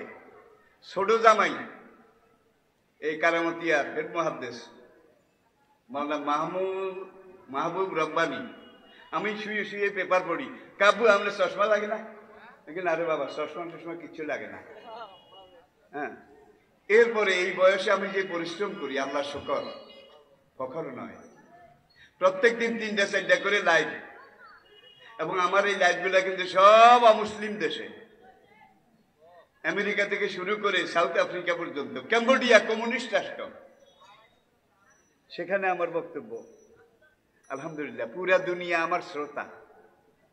আমার কিন্তু এলেম নাই, তবে এই বয়সেও আমি কোরআনকে নিয়ে গবেষণা করি। আল্লাহ পাক বলছেন যে এরা কি কোরআন নিয়ে গবেষণা করে? সূরাটার নাম হাদিদ। কি হাদিদ? মোট সূরা 114, হাদিদের ক্রমিক নম্বর 57। তাইলে সূরা হাদীদ 57 এটা কোরআনের ঠিক মাঝখানে। কারণটা কি? ওয়ান জালনাল হাদিদ ফিহি বাসুন শাদীদ, আমি লোহা সৃষ্টি করেছি, এই লোহার মধ্যে তোমাদের জন্য সবচেয়ে বড় শক্তি আমি আল্লাহ রেখে দিয়েছি। ১,৫০০ বছর পরে আজকে প্রমাণিত লোহার ব্যবহার দুনিয়ার যেই জাতি যত বেশি জানে, ভালো জানে, তারা সবচাইতে শক্তিশালী। যুদ্ধাস্ত্র বলেন, জঙ্গি বিমান বলেন, যুদ্ধ জাহাজ বলেন, পিস্তল বলেন, বন্দুক বলেন, মেশিন গান বলেন, ক্ষেপণাস্ত্র বলেন, মারণাস্ত্র বলেন, ট্যাঙ্ক বলেন, তোপ বলেন, কামান বলেন, সব কিন্তু লোহার তৈরি। ঠিক না বেঠিক? ঠিক না বেঠিক? তাইলে এই লোহা, এটার মধ্যে আমি আল্লাহ সবচেয়ে বড় শক্তি রেখে দিয়েছি। কিন্তু আমরা মুসলমান খেয়াল করলাম না, বুঝলামও না। ওরা কোরআনকে গবেষণা করে করে লোহাকে আল্লাহ যখন বলেছে বড় শক্তি, দেখি কিভাবে এইভাবে কোরআন গবেষণা করে করে তারা আজকে পুরা দুনিয়ার রাজাধিরাজ, কবজা হয়ে গেছে। আরেকটা ছোট্ট কথা যেটা না বললে বোধ হয় হবে না, হয় না। হুয়াল্লাযী ইউরিকুমুল বারকা খাওফাম ওয়া তামা, আকাশে যে বিদ্যুৎ চমকায়, খারাজিলিক, এই বিদ্যুতের মধ্যে তোমাদের জন্য আমি অনেক শক্তি, অনেক লাভ রেখে দিয়েছি। খাওফান, তবে উষ্টুস করি ধরিও, তাল না তালে ধরলে কিন্তু এক লাথিয়ে তোমার এই দশা দূরে ফেলে দেবে। কি ১,৫০০ বছর আগে এই যে বিদ্যুৎ, এটা আমি তোমাদের জন্য একটা মহাশক্তি হিসাবে তৈরি করেছি। এটার মধ্যে অনেক লাভ, অনেক সম্পদ, অনেক প্রযুক্তি, তোমাদের জন্য অনেক শক্তি রেখে দিয়েছি। খাওফান, তবে তালে তালে ধরিও না। বেঞ্জামিন ফ্রাঙ্কলিন তার জীবনীটা পড়েন, একজন খ্রিস্টান বিজ্ঞানী, ইসলামের সোনালী যুগের অনেক পরে কোরআনে আয়াত উপরে একাধারে 18 বছর রিসার্চ করেছে। কোরআন যে কথা বলেছে 100% সত্য। আজ পর্যন্ত একটা জায়গায় কোনো কিছু ব্যতিক্রম পাওয়া যায়নি। দেখি এই বিদ্যুতের মধ্যে সবচেয়ে বড় শক্তি রেখে দিয়েছে। লোহার মধ্যে বাসন শাদীদ, আর বিদ্যুতের মধ্যে মানাফিউল লিন্নাস। এখন সেই গবেষণা করার পরে যে এখন বিদ্যুতের মধ্যে শক্তি আছে, পাওয়ার আছে, এনার্জি আছে, স্ট্রেংথ আছে, ফিটনেস আছে। দেখি বন্ধু দুইজন তার সঙ্গী ছিল, সহকর্মী বেঞ্জামিন ফ্রাঙ্কলিনের। বৈশাখ মাস, দুপুরের পরে আকাশে মেঘ, মেঘের সাথে বিদ্যুৎ, ঠাডা, ঠাডার সাথে খারাজিলিক, বিদ্যুতের চমক যখন শুরু হয়ে গেল, বেঞ্জামিন ফ্রাঙ্কলিন একটা ঘুড়ি উড়াই দিল যে বিদ্যুৎ যেখানে চমকে, মেঘটা কিন্তু বেশি দূরে নয়, মেঘের নিচেই তো বিদ্যুৎ চমকে। প্লেনে যারা জার্নি করেছেন, প্লেন এইভাবে উঠে কদ্দূর উঠলেই দেখবেন যে মেঘের উপরে উঠে গেছে, এটা কাছে, দূরে নয় কিন্তু। ঠিক না ঠিক?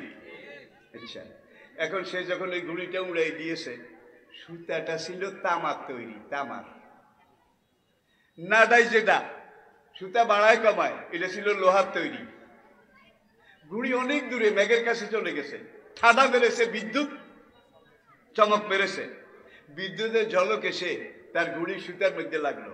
লাগার সঙ্গে সঙ্গে পুরা সুতাটা, হাতের নাডাইটা মেলামারি দিছে দৌড়। বিদ্যুৎ এমন ভাবে শর্ট করেছে, ওখানে লেগেছে, এখানে এসে বেড়েছে। ঠিক না ঠিক? আল্লাহু আকবার, কত বড় শক্তি দেখুন। এখন বন্ধু দুজন কা, বই কি হয়েছে বন্ধু, কি হয়েছে? বাইরে ভাই পাইছিলাম, রাখতে পারলাম না। কয় কি? মোস্ট পাওয়ারফুল, কোরআন যেটা কইছে 100% সত্য। পাইছিলাম, যদি ফেলে দিয়ে না আসতাম আমার 12টা বাজাইতো, আমি নিজেই শেষ হয়ে যেতাম। এখন 3 বন্ধু মিলে আবার বসলো, তাহলে জিনিসটা যে পাওয়ারফুল এটা শিওর। আর লোহা, পিতল, তামা, ধাতুর ভিতর দিয়ে এটাকে পাস করা যায়, আনা নেওয়া করা যায়। হাত দিলে কিন্তু থাপ্পড় মারে, ধরতে চাইলে লাথি মারে। এটাই কোরআনের খাওফান, সাবধানে ধরিও। তাইলে লোহার তার, তামার তার, পিতলের তার, এগুলো দিয়ে আনা যাবে। আনার আগে এমন একটা টেকনিক গ্রহণ করতে হবে, বিদ্যুৎও আনবো, আমাদেরকেও যেন হাবড় লাতি শর্টমট করতে না পারে। কিভাবে? এই তারটা তামার, পিতলের, লোহার, এই তারটাকে বোরকা পরাও, তারটাকে কভার কভার কভার পরাও। এইবার তারা সূক্ষ্ম রাবার, কাগজের মতো রাবারের পাপ, এগুলা দিয়ে পুরা তারটাকে জড়াইল, নাড়াই জ্বালাইয়া আবার উড়াইছে। এখন বিদ্যুৎ আসে, সব বিদ্যুতায়িত হয়ে গেছে, কিন্তু বেঞ্জামিন আর শর্টট করে না, কারণ তার কোথায়? কভারিং এর ভিতরে। এই তার দুইটা কিন্তু একটা নেগেটিভ আর একটা পজিটিভ, একটা মুজাক্কার আর একটা মুআন্নাস, একটা ইলেকট্রন আর একটা প্রোটন। কোথায়? অখালাকনাকুম আজওয়াজা। দেখুন, আল্লাহু আকবার, তোমাদেরকে দুনিয়ার সবকিছুকে আমি আল্লাহ জোড়া হিসাবে সৃষ্টি করেছি। আর এই জোড়া আর যুগল যদি না থাকে, তাহলে আমার সৃষ্টির সামনের দিকে এগিয়ে যাওয়া সম্ভব নয়। এবার আসুন, জেনারেটর, পাওয়ার হাউস, সেখান থেকে বিদ্যুৎটা এসেছে, লাইটটা জ্বলছে, মাইকটা বাজছে, ফ্যানটা ঘুরছে, ডায়নামাটা চলছে, ঠিক না বা ঠিক? কিন্তু এখানে দুইজন মানুষ আছে, একজন মুজাক্কার আর একটা মুআন্নাস, একটা তরুণ আর একটা তরুণী, একটা ইলেকট্রন আর একটা প্রোটন, একটা নেগেটিভ আর একটা পজিটিভ, ঠিক না বা ঠিক? পাশাপাশি আছে, কিন্তু কেউ কাকে বোঝায় দেখার সুযোগ আছে, জোরে বলেন। তাইলে পর্দা, জেন্টেল লেডি, ভদ্র মহিলার উপরে যেদ্দুর ফরজ, ভদ্র পুরুষের উপরে এদ্দুর ফরজ, সমান ফরজ। আবার কেউ মনে করবেন না হুজুর এখানে এসে বুড়া মানুষ বোধহয় আমরা পুরুষদেরকে বোরকা পরাইয়া ছাড়বে, কথা সেটা নয়, সেরকমও নয়। যুবক সাহাবী, নবীর পাশে দাঁড়ানো, সুন্দরী একজন মহিলা আসলো, ওই সাহাবী মহিলার দিকে তাকায় আর ডগিলে, তাকায় আর ডগিলে, রাসূল তাড়াতাড়ি গিয়ে তার মাথাটা আরেক দিকে ঘুরিয়ে দিলেন। ঘুরিয়ে দেওয়ার পরে রসুল দূরে যাওয়ার পরে হাতে আবার রেনে আর ডগিলে। তাহলে নেগেটিভ এবং পজিটিভ, এই দুইটার মধ্যে আল্লাহ একটা সম্পর্ক। স্বামী স্ত্রী একবার মিলে, যৌন মিলন, একবারের মিলনে পুরুষের বীর্যের সাথে ৮০ লাখ শুক্রাণু বের হয়। একবারের বীর্যের সাথে ৮০ লাখ শুক্রাণু। আর ওই নারী স্বামীর সাথে একবার মিলনে তার একবারের যেই বীর্য বের হয়, এই বীর্যের সাথে ৩৪,০০০ ডিম্বাণু বের হয়। আই রিপিট, পুরুষের ৮০ লাখ শুক্রকীট বের হয় একবারের মিলনে বীর্যের সাথে, আর নারীর বের হয় ৩৪,০০০। এখন এই বের হওয়ার পরে পরেই একটা হলো মুজাক্কার আর একটা, পুরুষেরটা মুজাক্কার, মহিলাটা মুআন্নাস। খালাকনাকুম আজওয়াজা, সুবহানাল্লাযী খালাকাল আজওয়াজা কুল্লাহা মিম্মা তুমবিতুল আরদ ওয়া মিন আনফুসিহিম ওয়া মিম্মা, পুরো সৃষ্টির মধ্যে এটা আছে, কিন্তু আল্লাহ এইভাবেই বানিয়েছেন। এখন এই বীর্যটা যখন একত্র হয় পুরুষ আর নারীর, একত্র হওয়ার পরে পুরুষের বীর্যের যে শুক্রকীট, এটা কেঁড়ার মতো সামনের দিকে আগায়, কাঁকড়ার মতো। আর ওই বিপরীত লিঙ্গ নারীর ডিম্বাণু এটারে খোঁজ করে, আর নারীর ডিম্বাণুটা আস্তে আস্তে কচ্ছপের মতো আগায়, আগাইতে আগাইতে পুরুষের শুক্রকীট খোঁজ করে, হাঁটতে হাঁটতে আগাইতে আগাইতে একটা আরেকটা যখন ডুমাডুমি খায়, একটা আরেকটাকে জড়ায় ধরে। জড়ায় ধরার পরে আল্লাহ ওই আটালো লাশা বীর্যের একটা বড়ির মতো বানিয়ে এই একটা পুরুষের শুক্রাণু আর নারীর ডিম্বাণু, এটাকে একটা বড়ির মতো ভিতরে একত্রে লাগালাগি অবস্থায় রেখে মায়ের জরায়ুর ভিতরে যে রক্তের সাগর আছে এটার মধ্যে আল্লাহ ঢুকাই দেন। জরায়ুর মুখ খুলে একাধারে ৪২ দিন এটা মায়ের জরায়ুর এই রক্ত সমুদ্রের মধ্যে এইভাবে ঘুরে। আবার ৪২ দিন যাওয়ার পরে ফাখালাকনা নুতফাতা আলাকাতান, ইস, আমি ওই বীর্যের ফোঁটাটাকে একটা রক্তের ফোঁটায় পরিণত করি।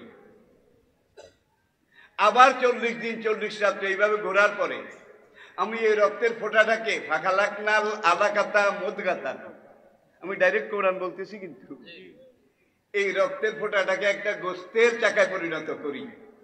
আবার 40 দিন 40 রাত্র, 42 দিন 42 রাত্র যাওয়ার পরে ওই গোস্তের টুকরাটার ভিতরে আমি আল্লাহ হাড় ঢুকাইয়া দেই। হাড় সাইজ, বডি স্ট্রাকচার, শারীরিক গঠন হাড্ডি দিয়ে এমন ভাবে করে ভিতরে হাড্ডিগুলো ঢুকাইয়া দেয় যাতে ওই গোস্তটা দলা হইতে না পারে, এইভাবে থাকে স্টেপ ফরওয়ার্ড। এইভাবে আরেকটা মুদ্রা যাওয়ার পরে ফানাফাক্তু ফিকা মির রূহি, আল্লাহ পাক বলছেন তোমার এই নরম তুলতুলে শরীরটার ভিতরে আমি রূহ পাঠাইয়া দেই। ফাতাবারাকাল্লাহু আহসানুল খালিকিন। আপনার 360 জোড়া হাড় আছে আপনার দেহের ভিতরে। ভাই এইটার কথা ওয়াজ করলেও তো 3 রাত্র 10 রাত্র করলে 360 জোড়া। আর পুরুষের যতগুলো ক্রোমোজোম আছে 23 জোড়া দেহের মধ্যে। নারীর দেহ 23 জোড়া আছে, কমও নয় বেশিও নয়। এরপরে আসুন, আর রিজালু কাওয়ামুনা, আমার কথা না আল্লাহর কোরআন। পুরুষরা নারীদেরকে নেতৃত্ব দেবে, নারীরা পুরুষ কর্তৃক শাসিত হবে, নিয়ন্ত্রিত। এখন শাসিত হওয়ার অর্থ এটা নয় কিন্তু বান্দির মতো চাকর দাসীর মতো গোলামি করবে, এটা নয়। রাজার জন্য রানী হবে। কি? পুরুষ রাজা, মহিলা রানী, একে অপরের পরিপূরক, সম্পূরক। এনসাইক্লোপিডিয়া ব্রিটানিকা, ইসলামের ফৌজদারি আইন।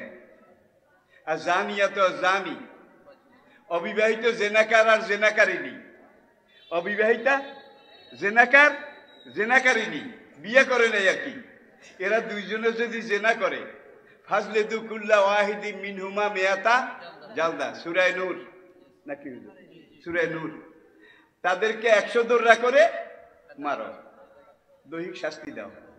এরপরে আজানি লা ইয়ানকিহু ইল্লা জানিয়াতান আও মুশরিকাতান, শাস্তি দেওয়ার পরে তওবা তিল্লা করে দুজনের বিয়ে বড়াইয়া দাও।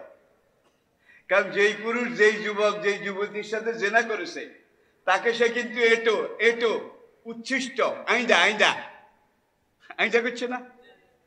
এখন আল্লাহ কয় তোর আইন্দা তুই খা, তোর কাছে ভালো লাগছে এই জন্যই তো গেছ, তোর এই আইন্দা আরেক মোমেনও খাবে না, সুতরাং তোরটা তুই খাইতে তুই তাকে বিবাহ করতে বাধ্য থাকিবে। মানে একজনে যদি 100 তরুণীর সাথে জেনা করে আর জেনা সেঞ্চুরি উদযাপন করে, কার বিয়া কার লগে পড়াইবেন? কয়জনের লগে পড়াইবেন? আছে আইন প্রয়োগ করার কোন জায়গা, কোন ক্ষেত্র নাই, সব শেষ হয়ে গেছে। আবার আর শাইখাতে যা জানাইয়া আরেক আয়াত দেখেন, বিবাহিত পুরুষ আর বিবাহিত নারী এই দুইজন যদি জেনা করে, মানে স্বামী না অন্য পুরুষের সাথে জেনা করে, ফারজেমুহুমা নাকালাম মিনাল্লাহ, তাদের কোমর পর্যন্ত গেড়ে পাথর মেরে শেষ করে দাও।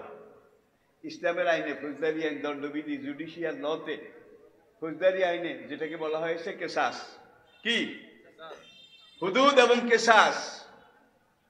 এখানে সাক্ষীর ব্যাপারে একজন পুরুষের সাক্ষীর সমান কয় না, দুইজন নারী। এই যে একদল লাফাইয়া উঠছে, এই তো আল্লাহ মহিলাদের অধিকার খর্ব করেছে। পুরুষ একজনের সমান, মহিলা দুইজন। আর রেজালু কাওয়ামুনা আলান নিসা, এই আয়াতের মধ্যে মহিলারা পুরুষের আয়ত্তে থাকবে, অধিকার খর্ব করেছে। ভাই বাগানে 2 রকমের গাছ আছে, হুয়াল্লাযী আনশা জান্নাতিন মারুশাতিন আও গায়রা মারুশা। বাগানে 2 রকমের গাছ আছে, একটা হলো বৃক্ষ আর একটা হলো লতা। বৃক্ষটাও গাছ, লতাটাও। বৃক্ষ কিন্তু নিজের পায়ে নিজে দাঁড়াইতে পারে, হেডম আছে। লতা নিজের পায়ে নিজে দাঁড়াইতে পারে, কথা কয় না, দাঁড়াইতে পারে। লতা দাঁড়াইতে হইলে স্বামীরূপী পুরুষ তাকে জড়াইয়ে ধরতে হবে, তাকে মেনে জেনে জড়াই ধরে আস্তে আস্তে পুরো বৃক্ষের সাথে সে একত্রে দাঁড়ায় যাবে। যতদিন লতারা এই আল্লাহর আইন মেনেছে, লতার জীবনও ঠিক ছিল, সতীত্ব ঠিক ছিল, নারীত্ব ঠিক ছিল, সব ছিল। একদল পাগলা পাগলা মানুষ, বুদ্ধিজীবী, বুদ্ধি বিক্রি করে খায়, বিশেষ অজ্ঞ বলে যে তারা বিশেষজ্ঞ, আমি কে বিশেষ অজ্ঞ। তারা বললো এত জুলুম সহ্য করা যায় না, জাগো জাগো নারীর গোষ্ঠী জাগো। জাগাইছে ভাই, জাগানোর পরে কয় বৃক্ষরূপী স্বামী তার কন্ট্রোল নিয়ন্ত্রণ আর মানবো না, আমরা একা একা দাঁড়াবো। এবার একা একা দাঁড়ায়, এই দিক থেকে বাতাস আসছে ওই দিকে ফেলেছে, ওই দিক থেকে তুফান এসে এই দিকে পড়েছে, ঘূর্ণিঝড় একটা আসছে একবার গোড়া শুদ্ধ ছিঁড়ে নিয়ে গেছে। আজকে যা আছে বিশ্বের নারী সমাজ, পুরুষের প্রক্ষোভূত থেকে যারা বের হয়ে গেছে তারা দলিতা, মথিতা, তারা ধর্ষিতা, তারা অধপতিতা, তারা রক্তে রঞ্জিতা, ঠিক কিনা বলেন? কারণ একটাই, কত সায়েন্টিফিক, কত যৌক্তিক, কত বিজ্ঞান ভিত্তিক।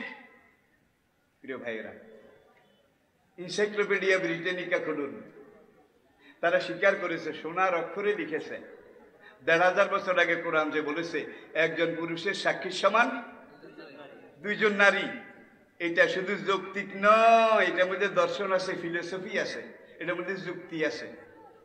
কিভাবে? একজন পুরুষ ১ ঘন্টা নিঃশ্বাস প্রশ্বাসে যেই পরিমাণ অক্সিজেন ব্যবহার করে, একজন নারী গড়ে ব্যবহার করে তার অর্ধেক। এটা দিয়ে বিজ্ঞানীরা স্বীকার করেছে পুরুষের ইঞ্জিন যদি 10 হর্সেস পাওয়ার হয়ে থাকে, নারীর ইঞ্জিন 5 হর্সেস, 5 ঘোড়া, কারণ জ্বালানি অর্ধেক লাগে। আর ওই ইঞ্জিনের শক্তি পরীক্ষা এখনো ঘোড়া দিয়া, যত বড় মেশিন বানান, কামদের এটা কয় ঘোড়া, কয় 2 ঘোড়া, কামদের এটা 10 ঘোড়া, ঠিক কিনা বলেন? কোরআনে কিন্তু ঘোড়াকে বলা হয়েছে শক্তির পরিমাপ,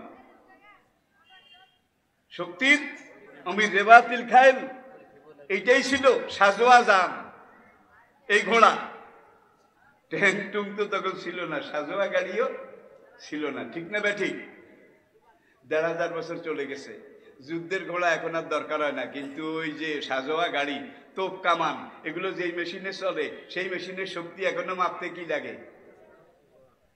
কয় না যে আপনার গাড়ি এইটা, আপনার ইঞ্জিন এইটা, আপনার এই পানি তোলার মেশিন এটা কয় ঘোড়া?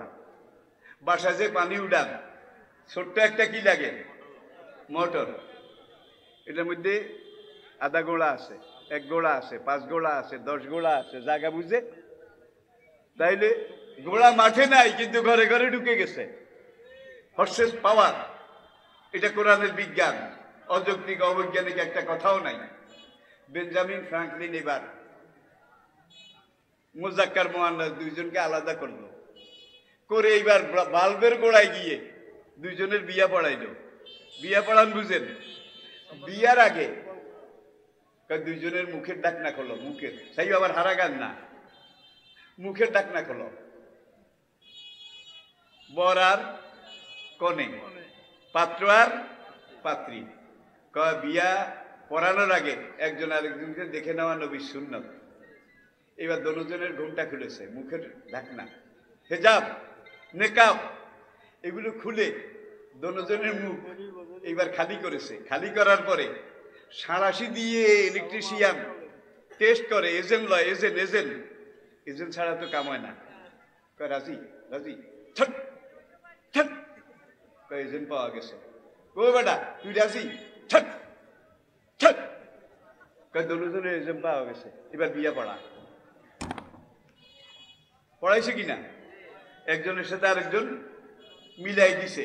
এইবার স্বামী আর স্ত্রী দোনোজনের উপর দিয়ে কভার একটা, নাকি? এটা হলো কোরআনের হুন্না লেবাসুল লাকুম ওয়া আনতুম লেবাসুল লাহুন্না। লাইট জ্বলতেছে, ফ্যান চলতেছে, মেশিন চলতেছে, সব কিছু নর্মাল আছে, ঠিক আছে। একদল পাগলা বুদ্ধিজীবী আর পাগলা টেকনিশিয়ান, মনের পর্দা বড় পর্দা, এটা আসল পর্দা, মন ঠিক তো সব ঠিক। তরুণ তরুণী তারা এইভাবে যদি একত্রে থাকে, কাছাকাছি থাকে, তারা ডিমান্ডলেস হয়ে যাবে, ডিমান্ডলেস। এখন ডিমান্ডলেস যদি হয়ে থাকে তাহলে শতবার্ষিকী উদযাপন করে কেমনে? এটা এমন এক ডিমান্ড, বুড়ো হইলেও ডিমান্ড। এটা কিন্তু এটা আল্লাহর বিজ্ঞান, ঠিক না বেঠিক? কয় না, মন ঠিক থাকলে সব ঠিক। এখন ওই জেনারেটর হাউস থেকে কারেন্ট এসেছে, আসার পরে কয় প্রাইমারিতে দোনোজনের ঢাকনা একটু খুলে দাও, অন টেস্ট, দোনোজনের পর্দা একটু খুলে দাও। কারণ পর্দা খুলে দেওয়ার পরে যেটা তরুণী হিডারও পর্দা খোলা, যেটা তরুণী হিডারও পর্দা খোলা। খোলার পরে এখন দোনোজন, কারো কোনো কথা নাই। একজনের সিফিলিস আর একজনের গনোরিয়া। ডাকাইয়ারা কয় মালপানি যা আসিল আগের আলারাই খাইয়া গেছে গা। তালাক তালাক তালাক। আমাদের দেশে যারা চিত্র তারকা, ফিল্ম স্টার, খেলোয়াড়, এইটা ওইটা, তাদের এক একজনের কবি হয়েছে। কোন সংখ্যার হিসাব টিসাব? Free sex, free mixing. এটাতে প্রাচীন গ্রিক সভ্যতা ধ্বংস হয়েছে, রোমান সভ্যতা ধ্বংস হয়েছে, ব্যাবিলনীয় সভ্যতা ধ্বংস হয়েছে, আসিরীয় সভ্যতা ধ্বংস হয়েছে, ঠিক কিনা বলেন? প্রাচীন ভারতের আর্য সভ্যতা পর্যন্ত ধ্বংস হয়েছে। আর আজকে পুরুষ নারী অবাধ মেলামেশা করে টোরে এখন দেখা যায় লাইট এটা অন্ধকার হয়ে গেছে, ফ্যান এটা নিভে গেছে। কারণটা কি? পাওয়ার যা আসিল পথে পথে টিজিং ইফটিজিংয়ে সব শেষ হয়ে গেছে। আল্লাহ পাক আমাদেরকে বুঝার তৌফিক দান করুন। কোরআন বুঝতে রাজি আছেন? কোরআন পড়তে রাজি আছেন? বাংলা তাফসির পাওয়া